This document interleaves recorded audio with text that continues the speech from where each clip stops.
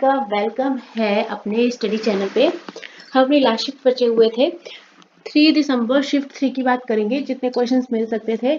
उसके पहले एक गुड न्यूज़ है, आपका एसएससी सीजीएल का रिजल्ट इशूड हो चुका है ना।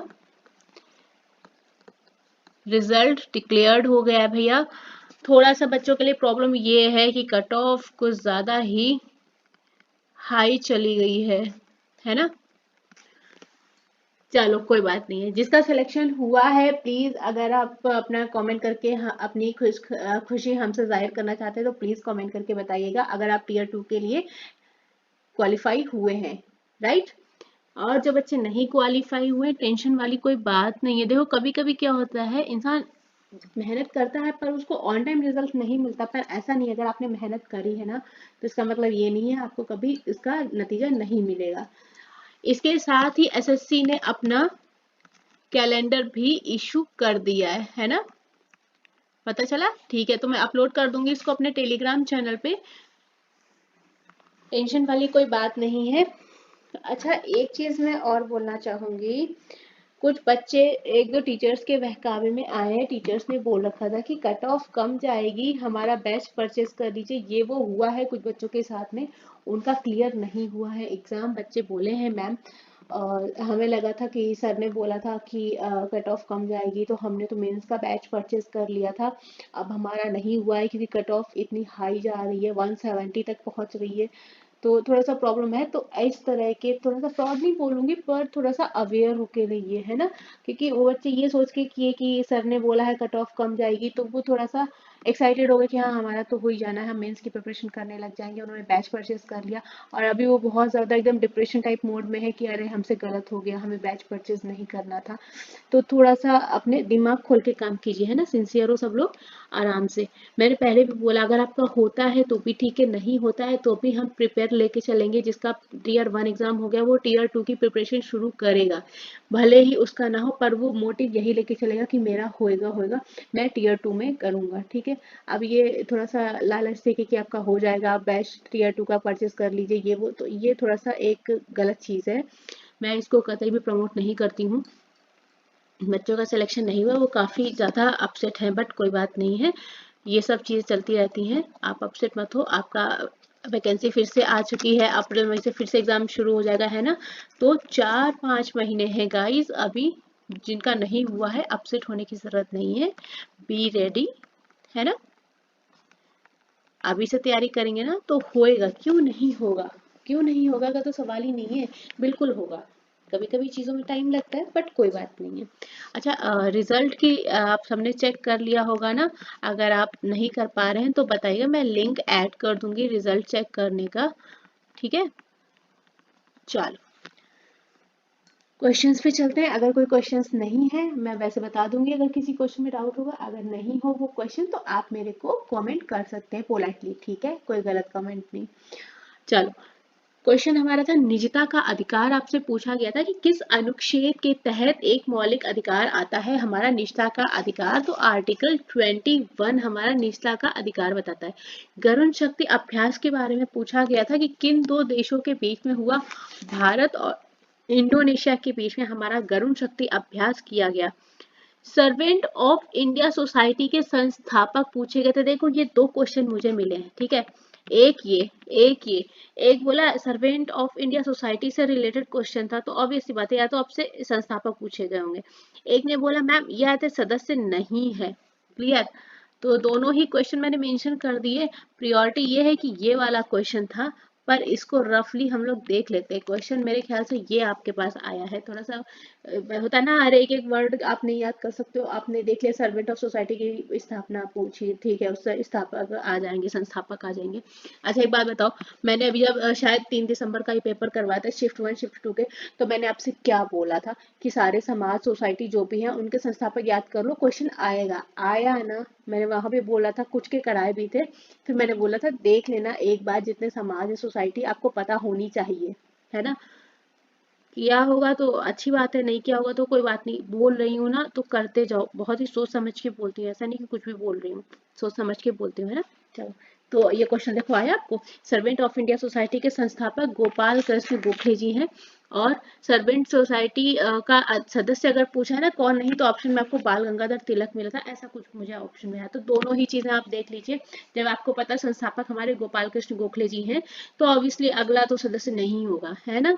चलो भैया, कल मैंने एक टीचर की वीडियो देखी थी, सीरियसली मैं बताऊं, तो उन्होंने मतलब मैं गलत नहीं बोलूंगी किसी टीचर को, बट उनका कंटेंट शायद सही रहा हो, मैं उतना ज्यादा नहीं देखा, बट उनका स्पीच इतना मतलब खराब था कि उन्होंने सीधे गोपाल कृष्ण गोखले जी को गोपाल कृष्ण खोखले जी बना दिया। उन्होंने नाम जो लिया उन्होंने यही बोला, गोपाल कृष्ण खोखले जी।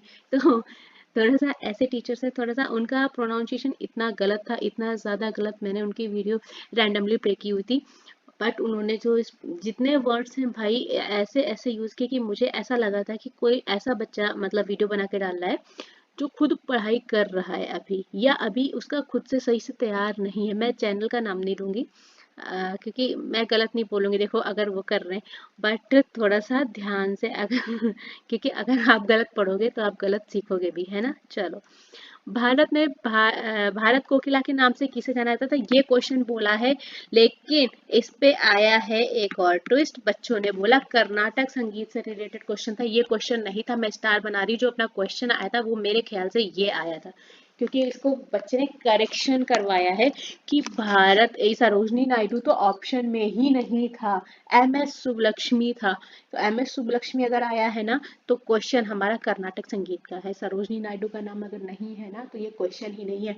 बच्चे आते हैं एग्जाम देके, हो सकता है प्रेशर होता है, भूल जाते हैं, कुछ क्वेश्चन होता है कभी कभी।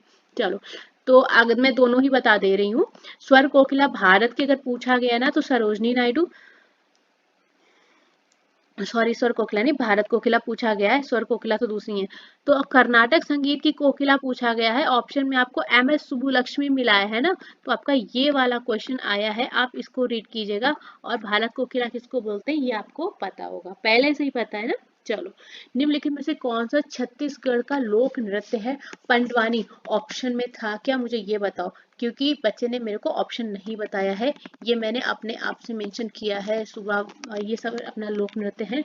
आप गो थ्रू ऑप्शन जाइएगा, मेरे को बताइए ये ऑप्शन था कि नहीं था। किस अनुच्छेद के तहत राष्ट्रपति को सर्वोच्च न्यायालय में सलाहकारी शक्ति प्राप्त है। आर्टिकल 143 में ऐसा मेंशन किया गया है। आपसे एक कोड दिया गया था क्या, मतलब मेरे को कोड वेरीफाई नहीं किया है, अलग अलग एचएसएन कोड था, क्या कोड था बताएगा कोई, एचएसएन कोड दिया था क्या, ये मेरे को कंफर्म नहीं है, पर जो भी था बच्चे ने बोला आंसर हमारा गेहूं था। अब मैं ऐसे तो आपको कोड अलग अलग करा दूंगी, पर आपके पास फिर वही होगा कि मैम आपने गलत बता दिया, इसलिए मैं कोड आपको डिक्लेयर नहीं कर रही हूँ यहाँ पे। जैसे 1001 आपको इस तरह से मिला होगा, 1002 इस तरह से कोई कोड दिया था क्या, लाइक यहाँ पे मैं रफली मेंशन कर रही हूँ, लाइक 1001 1002 इस तरह से कुछ कोड दिए गए थे क्या, कि ये किस किस फसल की किस किस में एचएसएन कोड टाइप आपको दिया गया था तब, अगर आपको याद है तो प्लीज कॉमेंट कीजिएगा। क्लियर। चलो, बनारस किस राजवंश की राजधानी है, नारायण वंश की राजधानी। निम्नलिखित में से किस गुप्त शासक ने लिच्छवी वंश की राजकुमार से विवाह किया था, चंद्रगुप्त प्रथम। क्वेश्चन में करा चुकी हूँ ना, कितनी बार कराया, 365 डे सीरीज बहुत बार कराया था, 4-5 बार तो मैं ही करा चुकी हूँ। जब मैं मॉक करवा रही थी ना, तब मैंने करवाया था ये क्वेश्चन। राष्ट्रपति के लिए कौन काम करता है, तो भारत के अटॉर्नी जनरल राष्ट्रपति के लिए काम करते हैं। क्लियर। चलो, गिरफ्तारी किस अनुच्छेद से संबंधित है, ये क्वेश्चन आ चुका है, एसएससी में ही आया है। अब मुझे अभी याद नहीं है कि किस एग्जाम में आया है। आर्टिकल 22 किस अधिवेशन में कांग्रेस नरम एवं गरम दल में विभाजित हो गई थी, ये क्वेश्चन आपका रहा था। तो सूरत अधिवेशन, और सूरत अधिवेशन हुआ कब था, 1907 में। ये यहाँ से क्वेश्चन बना है ना, तो अधिवेशन आया ना, तो एक दो अधिवेशन और देख लो, हो सकता है आपको मिल जाए। यहाँ हम लोग कांग्रेस अधिवेशन की बात करते हैं, एक रफली जल्दी फटाफट से देख लेते हैं, ठीक है, शॉर्ट में लिख रही हूँ। उनके अध्यक्ष कौन थे, और ये किस वर्ष यानी कि किस ईयर में हुए, ठीक है, इतना हम लोग देख लेते हैं, एक रफली छोटा सा। हो सकता है आपको 9 को एग्जाम है ना आपका, 9 दिसंबर, देन इसके बाद शायद 12 और 13 को है ना। चलो कोई बात नहीं है, और आज से हम लोग लाइव क्लास शुरू करेंगे शाम को, आगे बताती हूँ, पहले ये कर लो। हमारा सूरत अधिवेशन हुआ था, कांग्रेस अधिवेशन में कौन कौन से अधिवेशन शामिल थे, सूरत इसके बाद हमारा कलकत्ता अधिवेशन, इसके बाद हमारा नागपुर अधिवेशन। पूरा पूरा तो नहीं लिखना पड़ेगा ना, समझ जाएंगे ना। चलो यहाँ पे मैं शॉर्ट लिख देती हूँ, ठीक है, समझ जाना, ज्यादा टाइम वेस्ट नहीं करेंगे। अध्यक्ष कौन थे अगर इसके पूछेंगे ना सूरत, तो रास बिहारी घोष थे। और ये अधिवेशन हुआ था 1907 में। क्लियर, ये अधिवेशन याद कर लेना क्योंकि सूरत अधिवेशन से आया है क्वेश्चन, तो फिर हो सकता है आपसे पूछ दे। नेक्स्ट, कलकत्ता अधिवेशन की बात करेंगे। कलकत्ता अधिवेशन में कौन थे? दादा भाई नौरोजी। क्लियर, और हुआ कब था ये? 1906 में। क्लियर। नागपुर अधिवेशन, नागपुर अधिवेशन के पहले एक और हुआ था, बम्बई अधिवेशन, ये तो छूट ही गया था। ठीक है, बम्बई अधिवेशन अगर इसकी बात करेंगे तो डब्ल्यू.सी. बनर्जी जी ने इसकी अध्यक्षता की थी। कब? 1885 में। क्लियर। नागपुर अधिवेशन पी आनंद चालू ने किया था, आनंद, पी आनंद, ठीक है, और कब किया था? 1891। ये हमारे इंपॉर्टेंट अधिवेशन थे जिनके अध्यक्ष भी मैंने आपको बता दिया और वर्ष भी। एक बार देख लीजिएगा, हो सकता है आपसे क्वेश्चन बन जाए। नोगरेक राष्ट्रीय उद्यान कहाँ स्थित है? गलत करके आए हो तो मार पड़ेगी, क्योंकि मैंने जस्ट पहले वाली शिफ्ट में जहाँ पे मैंने अच्छे से बताया था कि 3 भूले हुए बच्चों ने 3 अलग अलग क्वेश्चन दिए थे राष्ट्रीय उद्यान रिजर्व्स के, और मैंने अच्छे से बताया था कि नोगरेक कहाँ पे है, और सिमलीपाल हाउस में करेक्शन भी कराया था उनको, ईस्ट टू वेस्ट भी अरेंज किया था और नॉर्थ टू साउथ भी। तो मैंने सब अरेंज किया था, नॉर्थ टू साउथ आया था उसमें, और मैंने बताया था, और 3 बार बताया, 3-4 बार बताया था इसको मैंने। ठीक है, अब गलत करके आए तो मार खाने वाला काम है। ये देखो, केंद्र सरकार का विधि पदाधिकारी कौन होता है? अभी 3 दिसंबर की शिफ्ट में करवाया मैंने, शायद शिफ्ट 1 या शिफ्ट 2 में, रात में मैंने अपलोड किया था वीडियो 8 बजे के अराउंड, और मैंने अलग से बताया था कुछ महान्यायवादी से क्वेश्चन कुछ था, अभी मुझे याद नहीं है, और मैंने इसमें अलग से लिख के ये बताया था, मुझे याद है कि अगर आपसे क्वेश्चन बनेगा कि भारत का विधि पदाधिकारी कौन होता है, तो ये मैंने क्वेश्चन करवाया, मुझे याद है। ठीक है, चलो, किस अनुच्छेद के तहत राष्ट्रपति को सर्वोच्च न्यायालय में सलाहकारी शक्ति प्राप्त है? 143 के तहत वो सलाह कर सकता है। Question related to supreme court एक आया हुआ था, क्या था यह? थोड़ा सा मेरे को बताइएगा, ठीक है, अगर अलग से कोई क्वेश्चन था। इंटरनेशनल सोलर अलायंस का 99वां सदस्य कौन बना था? ये क्वेश्चन आया था क्या? थोड़ा सा डाउट में है मुझे, अगर आया था तो स्पेन अंतरराष्ट्रीय सौर संगठन में 99वां सदस्य जो बना वो हमारा कौन हो गया? स्पेन। ठीक है, भारत में सबसे अधिक साक्षरता वाला केंद्र शासित प्रदेश का लक्षद्वीप। कितनी बार क्वेश्चन रिपीट हुआ है एसएससी एग्जाम में? कम से कम 5 से 6 बार क्वेश्चन रिपीट हुआ है ये। अब बोला भी था मैंने कि आप सेंसस जरूर से जरूर पढ़ लीजिएगा, सेंसस 2011 बहुत जरूरी है, आपको 1-2 क्वेश्चन मिल जा रहा है। एक क्वेश्चन आपको रिलेटेड आया था पीएम सोलर स्कीम से, ऐसा मुझे बोला है, एक्चुअल में क्वेश्चन क्या है वो पता नहीं चला मुझे अभी। अगर आप कहें तो मैं आपको कुछ स्कीम्स बता देती हूँ, क्योंकि पीएम स्कीम से तो रिलेटेड क्वेश्चंस आते रहते हैं। थोड़ा सा सेशन अपना बड़ा हो जाएगा अगर मैं करा दूंगी ना, तो थोड़ा सा सेशन बड़ा हो जाएगा। करा ही देती हूँ मैं आपको एक बारी, ठीक है।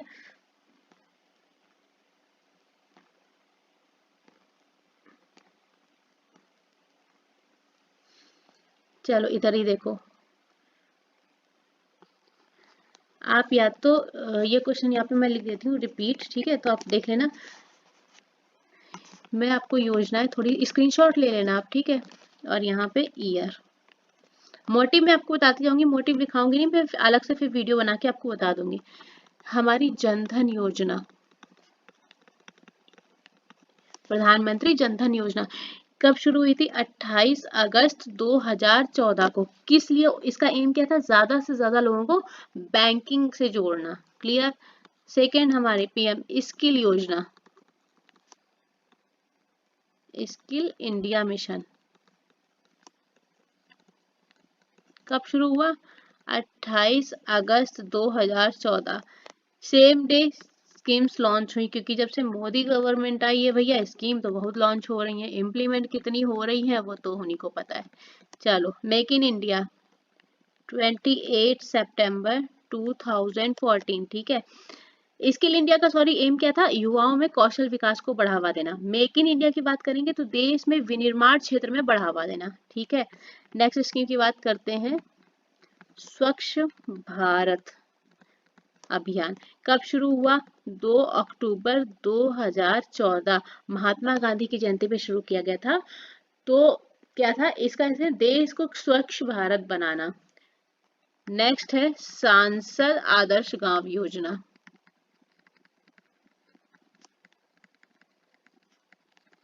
कुछ स्कीम्स बता दे रही हूँ मैं, एक बार आप स्कीम वाला पोर्शन खुद से भी देख लेना, ठीक है, क्योंकि फिर वीडियो बहुत बड़ा हो जाएगा। अगर आप बताएंगे तो मैं अलग से सारी करा भी दूंगी।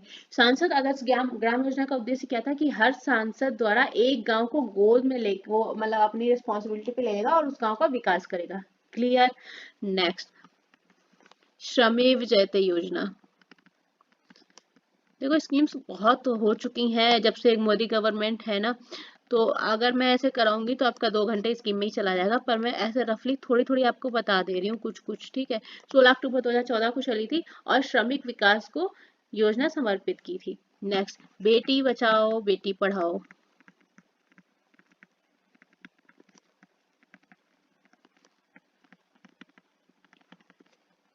बाईस जनवरी 2015 को ये योजना शुरू की गई थी और इसका उद्देश्य क्या था, लड़कियों को पढ़ाई के जरिए सामाजिक और वित्तीय तौर पर उन्हें फ्री करना।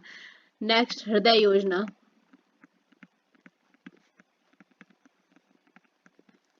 21 जनवरी 2015 को शुरू की गई थी ये योजना। इसमें जो विरासत स्थल थे उनकी देखभाल करना शामिल था। प्रधानमंत्री मुद्रा योजना। नेक्स्ट, आपको ये स्कीम्स आगे पीएम मुद्रा योजना करके पूछी जाएंगी। ठीक है, तो ये कब शुरू हुई थी, 8 अप्रैल 2015 को। इसमें क्या था, छोटे कारोबारी हैं जो उनको 50,000 से लेके 10,000 तक का ऋण देना ताकि वो अपना काम अपना बिजनेस कर सकें। उजाला योजना। नेक्स्ट, कब हुई थी, 1 मई 2015। क्यों, बिजली की खपत को कम करने के लिए एलईडी बल्ब का वितरण किया गया था, फ्री नहीं, कम मूल्य पे कम रेट पे इलेक्ट्रिसिटी के लिए आपका एलईडी बल्ब को बांटा गया था। ठीक है, नेक्स्ट, अटल पेंशन योजना। देखो वीडियो थोड़ी सी लंबी हो जाएगी और फिर आपकी जिम्मेदारी, आपको पूरी देखना है नहीं देखना है, आपकी इच्छा है। अगर आपको इंटरेस्ट हो आप देख सकते हैं, अगर आप पढ़ने में ध्यान देंगे तो भाई देखेंगे ही। चलो, अटल पेंशन योजना कब शुरू हुई थी, 9 मई 2015। ठीक है, योजना का उद्देश्य क्या था, 18 से 40 वर्ष के जो लोग थे, असंगठित क्षेत्र के लोग, उनको मासिक पेंशन प्रोवाइड करना। ठीक है, पीएम जीवन ज्योति बीमा योजना।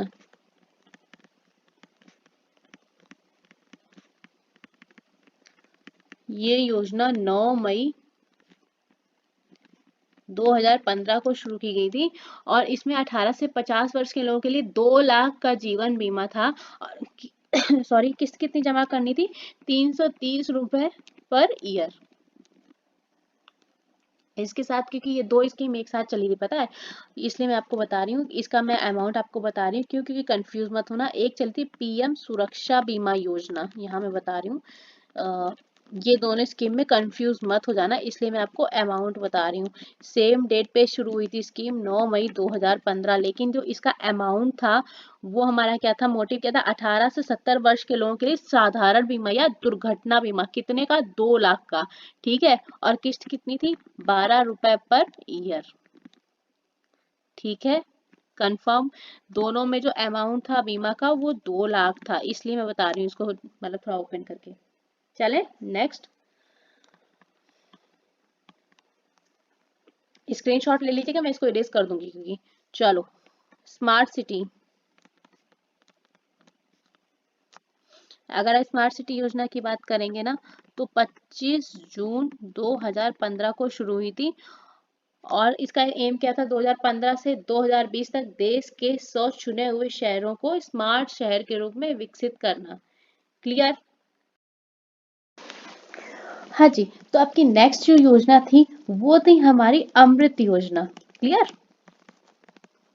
देखो इनके फुल फॉर्म्स भी आ जाते हैं, मैं आपको करा दूंगी। अभी तो मैं फुल फॉर्म बाद में करा देती हूँ, थोड़ा सा रुक के, क्योंकि मैं अगर अभी कराऊंगी ना तो बहुत ज्यादा वीडियो लंबी हो जाएगी। अभी फिलहाल जो हम लोग मेन डेट और ईयर देख रहे हैं वो देख लेते हैं। मैं आपको लाइव सेशन कराऊंगी तो मैं आपको करा दूंगी, ठीक है। चलो, ये हमारी 25 जून 2015 को शुरू की गई थी अमृत योजना। इसका जो मोटिव था वो था 1 लाख से अधिक जनसंख्या वाले 500 से भी अधिक शहरों में जो हमारी मूलभूत सुविधाएं होती ना, इलेक्ट्रिसिटी, पानी, इस तरह का, वो उपलब्ध कराना। Clear. Next, digital India mission.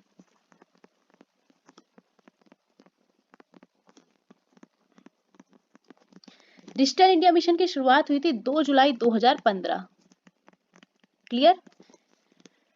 इसका मोटिव क्या था, जितनी भी सरकारी सेवाएं हैं उन सभी को इलेक्ट्रॉनिक तरीके से जनता को उपलब्ध कराना। लाइक आप गूगल पे यूज कर रहे हैं, फोन पे यूज कर रहे हैं, कोई भी सुविधा, आईआरसीटीसी यूज कर रहे हैं, सारी सुविधाओं को वो फोन पर उपलब्ध कराना उनका मेन काम था।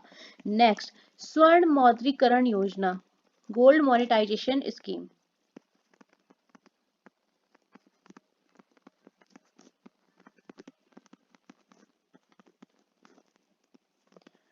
5 नवंबर 2015 को ये स्कीम शुरू की गई थी। काम क्या था, जो घर और कहीं भी इंस्टीट्यूशन में जो बेकार गोल्ड पड़ा है जिसको आप यूज नहीं कर रहे हो, उसको यूज करके बिजनेस पर्पज में लगाना, जो हमारे उत्पादक कार्य हैं उनमें इन्वेस्ट करना। क्लियर। नेक्स्ट, स्वर्ण बॉन्ड योजना, गोल्ड बॉन्ड स्कीम, शुरू की गई थी 5 नवंबर 2015। क्या, जो गोल्ड निवेश कर रहे थे उनको पैसे देने की जगह पे गोल्ड बॉन्ड इशू करना। क्लियर। नेक्स्ट, 19, उदय योजना। उदय योजना हमारी कब शुरू की गई थी, 2015 में। ठीक है।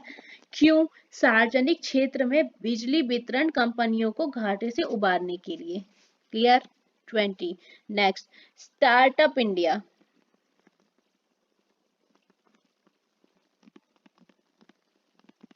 स्टार्टअप इंडिया को शुरू किया गया था 16 जनवरी 2016 को। एम क्या था, हमारे नए उद्यमों को बढ़ावा देना। क्लियर। स्टार्टअप इंडिया, नया बिजनेस, छोटे छोटे बिजनेस आइडियाज होते हैं ना उनको। नेक्स्ट है हमारी सेतु भारतम योजना।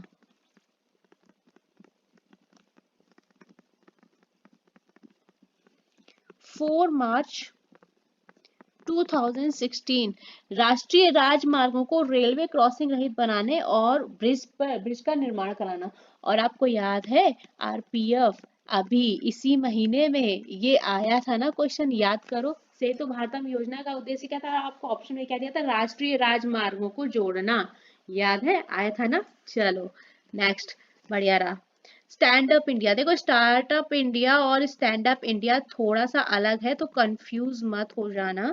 स्टैंड अप इंडिया हमारा 5 अप्रैल 2016 में शुरू किया गया था। और इसका मोटिव क्या था, जो हमारी अनुसूचित जाति थी या जनजाति थी, कोई महिला उद्यमी है, उसको 10 लाख से लेके 1 करोड़ तक का लोन प्रोवाइड करना। क्लियर। चलो, ग्रामोदय से भारत उदय योजना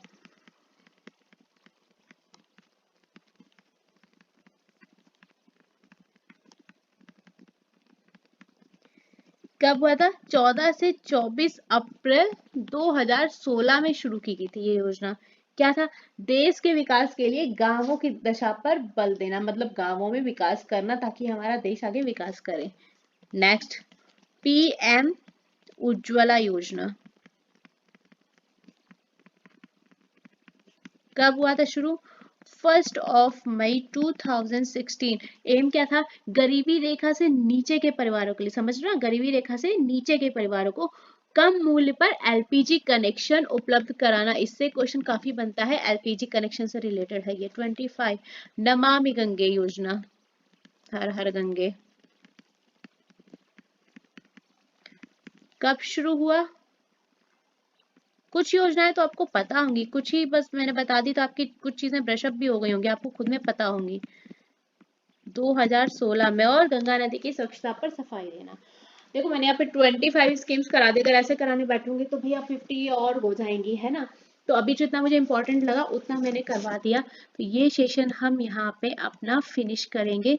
जिन बच्चों का एसएससी सीजीएल टीयर 2 के लिए क्वालिफाई हुआ है उन बच्चों को बहुत बहुत बधाई। आप टीयर 2 की प्रिपरेशन करिए, और जिनका नहीं हुआ है हार मत मानो, कैलेंडर आ चुका है। ये समझ लो आपको गोल्डन टाइम मिला हुआ है, आपको 4 महीने में फिर से प्रिपेयर करना है, अप्रैल से फिर से एग्जाम शुरू हो जाएंगे, है ना। तो आपको आगे की प्रिपरेशन शुरू करनी है, आपके लिए एक मौका और दिया है। हो सकता है अभी आपकी तैयारी जिस लेवल पे हो आप और अच्छी तैयारी कर लें, आपने जिस पोस्ट के लिए अप्लाई किया आप उससे अच्छी पोस्ट क्वालिफाई कर लें, है ना। तो डिप्रेशन में नहीं जाना है, ठीक है। चलो, आपको गोल्डन टाइम मिला हुआ है, आप अच्छा सोचिए, थिंक पॉजिटिव। कोशिश करेंगे एक लाइव क्लास की, जिसमें हम लोग एक सेशन लेके आएंगे। आज से ही शुरू करेंगे, क्योंकि आपका 9 दिसंबर का एग्जाम है ना। तो अभी हम लोग 9 दिसंबर तक क्या करेंगे, लाइव क्लास चलाएंगे, जिसमें हम लोग RRP से आए हुए क्वेश्चन को सॉल्व करेंगे फटाफट से। क्वेश्चंस हमारे होंगे, आंसर्स आपके होंगे। मेजॉरिटी में आपको लाइव क्लास में अटेंडेंस देनी है। मैं चाहूंगी कि आप लोग ज्यादा से ज्यादा एड ऑन हो। अगर आपके पास टाइम नहीं है तो कोई बात नहीं है, पर अगर आपके पास थोड़ा भी टाइम है तो मैं चाहूंगी कि आप वहाँ पे करें। हम लोग फास्ट फॉरवर्ड टाइप में फटाफट फटाफट से क्वेश्चन आंसर रैपिड फायर खेलेंगे वहाँ पे। फटाफट से, टाइम वेस्ट नहीं करेंगे, रैपिड फायर करेंगे, ठीक है। क्वेश्चंस और आंसर डायरेक्ट डायरेक्ट। आरआरबी में आए हुए क्वेश्चन, जैसे अपना एएलपी हो गया, एनटीपीसी हो गया, ठीक है, अपना आरपीएफ हो गया, जिसमें कि आपका एसआई हो गया, कांस्टेबल हो गया, जेई हो गया, ठीक है। तो ये सारे क्वेश्चन, ग्रुप डी हो गया, सारे ही क्वेश्चन हम लोग जो आए हुए हैं वो सारे सॉल्व करेंगे लाइव क्लास में। लाइव क्लास की टाइमिंग हम लोग करेंगे 2 PM से, ठीक है। 2 PM से हम लोग लाइव करेंगे, और देखते हैं मैक्सिमम नंबर ऑफ क्वेश्चन 100 तक अगर हो जा रहे हैं ना, तो बहुत सही चीज़ है। मैं आपको क्वेश्चन टाइप करके दे दूंगी, ऑप्शन में नहीं दूंगा, ऑप्शन में बोलूंगी केवल, ठीक है। आप आंसर बताएंगे। तो यहाँ पे आप अगर मेजॉरिटी में अटेंडेंस दे सकते हैं तो बहुत अच्छा है, क्योंकि 9 तारीख तक हम फटाफट से आए हुए क्वेश्चन को एक बार सॉल्व करेंगे। ऐसे क्या मैं टाइप करके क्वेश्चन कराऊंगी ना, आपका भी टाइम जाएगा और आपके पास इतना टाइम नहीं है, तो रैपिड फायर करेंगे। क्लियर। चलो, अभी के सेशन के लिए थैंक यू सो मच। साथ में बने रहिएगा, 2 बजे हम फिर मिलेंगे, ठीक है। तब तक के लिए थैंक यू सो मच।